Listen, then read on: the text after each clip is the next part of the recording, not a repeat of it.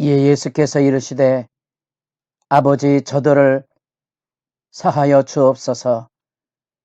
자기들이 하는 것을 알지 못함이니이다. 누가복음 23장 34절 말씀. 새벽의 기도자 여러분, 여러분의 기도가 주의 은혜 안에 풍성히 열려질 수 있기를 바랍니다. 생명의 말씀이 우리의 삶 안에 그리스도가 우리와 함께 계심을 밝혀주어서 우리도 그 말씀을 주님에게서 들으며 주님의 구원의 진리를 깨닫고 그 안에 담겨져 있는 하나님의 사랑으로 새로워지는 기도의 자리가 늘 열려지기를 소망합니다. 오늘의 본문 말씀은 출애굽기 32장 두 번째 단락 15절부터 35절까지의 말씀입니다. 우리는 지금 성막에 대한 말씀을 읽어가며 놀랍게도 그 성막의 역사가 어떻게 중단이 되는지, 그 32장부터 34장의 금송아지 사건으로 인하여서 언약이 왜 파기됐는지를 이제 만나보게 됩니다. 이 언약 파기의 사건은 이 32장, 34장을 중심으로 해서 이전의 성막에 대한 지침 규례가 들려졌다면 이제 35장부터 성막의 실제 건립이 이루어지는, 왜 이 두 개의 말씀이 이렇게 들려지는 걸까에 대한 생각도 깊어지게 합니다. 사실은 언약이 파기되고 그 언약이 회복이 되면서 다시 언약의 돌판이 하나님으로부터 다시 주어집니다. 하나님이 예비되었던 돌판은 깨어지고 모세가 준비했던 돌판 위에 하나님의 언약의 말씀이 다시 들려집니다. 그런 점에서 보면 새로운 언약의 사건이 다시 성막에 다시 회복되고 있는, 어쩌면 이전의 성막의 지침들이 취소되고 이 하나님께서 언약을 갱신하며 새로운 용서와 회복의 기회와 자비와 언약에 대한 갱신을 통하여 성막의 규례가 다시 주어진다고 생각하면 우리가 말씀을 읽어가면서 어쩌면 성막을 짓는 그 거룩한 역사, 곧 하나님이 우리 가운데 거하시기 위하여서 하나님께서 친히 그 백성들을 불러 그 영광의 임재를 준비하는 이 말씀을 뼈아프게 다시 읽어가면서 그 말씀 가운데로 나아가 설 수 있게 될 것입니다. 이제 이 금송아지 사건에 이스라엘 백성의 범죄가 어떻게 용서와 회복의 길로 가는지 그 단락을 우리가 이제 읽어가고 있습니다.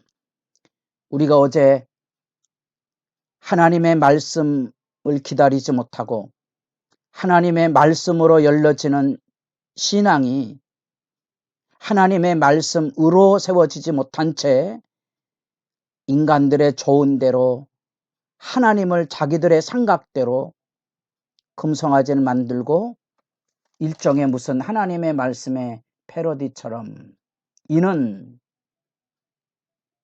애굽 땅에서 인도해낸 너희의 신이로다 하고 금송아지를 만들어 놓고 신앙 고백하는 이 우스꽝스러운 장면, 이게 이제 불신앙이죠.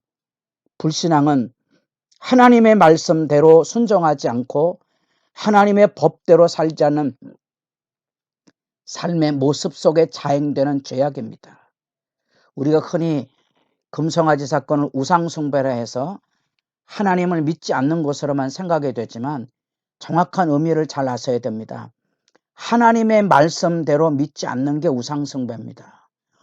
오늘날에도 하나님을 섬긴다고 말하지만 하나님의 말씀대로, 하나님의 계시대로, 하나님의 뜻대로, 하나님의 영의 인도하심을 따라 우리 멋대로 예배하고 우리 멋대로 주님을 섬긴다고 하는 이 거짓된 거대한 이 불신앙의 우상숭배적인 행태를 이 금송아지 사건에서 보셔야 하고 그것이 고발되고 있다는 사실입니다.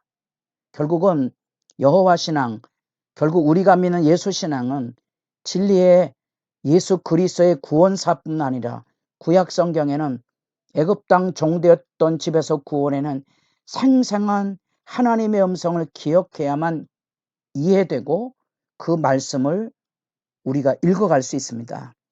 그런 점에서 보면 제3도 이 금송아지 사건 앞에서 바른 신앙이 무엇인가, 바른 예배가 무엇인가에 대한 질문들을 밑에 깔고 말씀을 읽어가셔야 될 것입니다. 드디어 모세가 하나님의 긴급한 소환을 통하여 산에서 내려옵니다. 내려와서 그 죄악의 현장을 보게 됩니다. 배교의 현장을 보게 됩니다.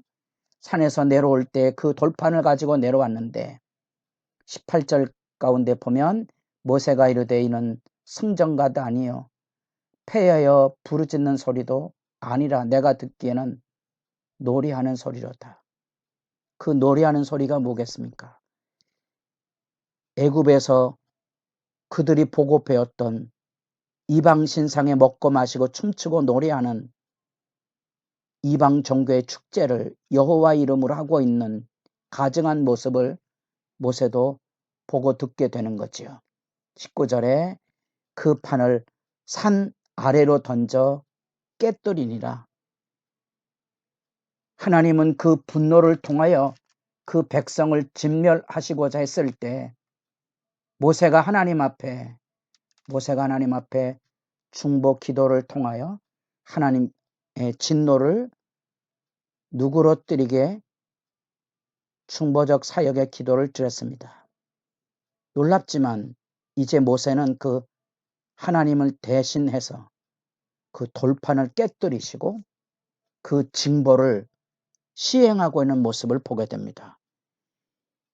그 징벌을 언약이 깨졌음을 선포하고 우상 숭배의 모든 잔재를 다 진멸해서 파괴해서 갈아 마시게 하죠. 갈아 마시게 한다는 의미를 아셔야 됩니다. 철저하게 그 죄악의 잔재를 척벌해내는 상태지요. 뿐 아니라 그것에 대한 진노를 행하게 합니다. 28절에 레위 자손이 그 진노를 대행했던 레위 자손이 모세 편에 서서 그 아마도 우상 숭배의 주동자들을 백성 중에 3,000명가량이나 죽여 없애게 됩니다. 우리에게는 굉장히 두려운 얘기도 하고 잔혹한 이야기로 들려질지 모르지만 죄의 삭은 사망이고 그 죄의 대가는 죽음입니다. 선연히 아셔야 됩니다. 우리가 이 구약의 선연한 심판을 아셔야 예수 십자가가 생생히 가슴에 와닿습니다. 죄는 반드시 죽어야 됩니다. 피 흘려져야 됩니다. 내가 하나님 앞에 돌아갈 때 주님의 십자가의 피 흘리심을 여러분 간과하지 마셔야 됩니다. 내가 죽어야 됩니다. 나는 내 죄 때문에 죽어 피 흘려야만 내 죄가 용서받을 수 있습니다.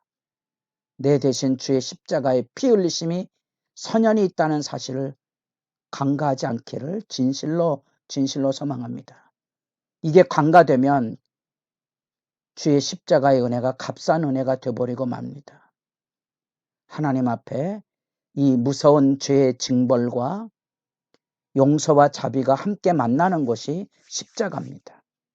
그래서 여기 이 금송아지 사건 안에서도 그 하나님의 징벌과 하나님의 자비가 함께 만나는 장면들을 우리가 이 사건 안에서 말씀을 읽어가며 확인하셔야 됩니다. 지금 우리가 그 과정을 읽어가고 있습니다. 그 징벌이 이루어지고 언약이 깨지고 죄악을 다 척벌해내고 씻어내고 그 진노를 통하여 피의 대가를 치르게 되고 난 다음에 이제 모세가 비로소 하나님 앞에 엎드려지게 되는데 그 죄의 책임을 아론에게 문책을 합니다. 그 문책을 하는 장면 속에 아론은 백성 탓을 하고 변명을 하고 참 성경을 읽다가 웃음이 쏟아져 나오죠. 25절 24절 내가 그들에게 이르기를 금이 있는 자는 빼내라 한즉 그들이 그것을 내게로 가져왔기로 내가 불에 던졌더니 이 송아지가 나왔나이다. 그게 인간이 가지고 있는 치졸한 변명의 모습이고요. 이런 것들이 죄 아래 서 있는 인간의 추하고 연약한 모습 그대로입니다. 모세는 냉정하게 진단합니다. 모세가 본즉 백성이 방자하니 이는 아론이 그들을 방자하게 하여 원수에게 조롱거리가 되게 하였습니다. 아론은 거짓 중보자지요. 이제 참 중보자의 모습이 나옵니다. 30절 우리는 그 말씀으로 다시 모세가 하나님 앞에 우리가 큰 죄를 범하였으니 내가 이제 여호와 앞에 올라가 혹 너희를 위하여 속죄가 될까 하노라. 죽을 각오하고 있는 거지요.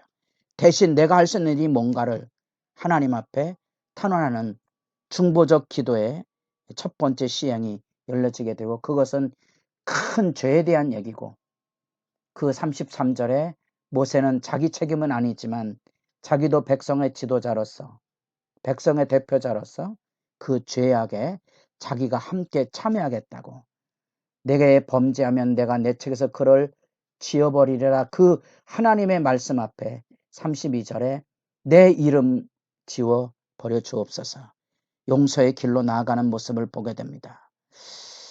하나님의 언약의 돌비가 깨지고 죄에 대한 척벌이 이루어지고 그 징벌이 이루어지는 그 죄의 실제 현장 앞에서 하나님의 지도자가 중보의 거꾸로 짐을 통하여서 속죄의 기도가 드려지는 것을 보고 이제 우리는 하나님의 심판에서 하나님의 자비로 옮아가는 과정을 지켜보고 있습니다. 여러분, 예수님 안에서의 죄 용서함이 얼마나 놀라운 하나님의 지혜인가를 이제 이 말씀의 흐름을 통하여 재확인해 가시며 우리도 하나님의 말씀에 서는 일 속에서 거짓신앙, 우상숭배적 신앙에서 일어나는 하늘의 지혜를 여러분들이 주와 더불어 대면하며 복되고 지혜롭게 찾아갈 수 있기를 바랍니다.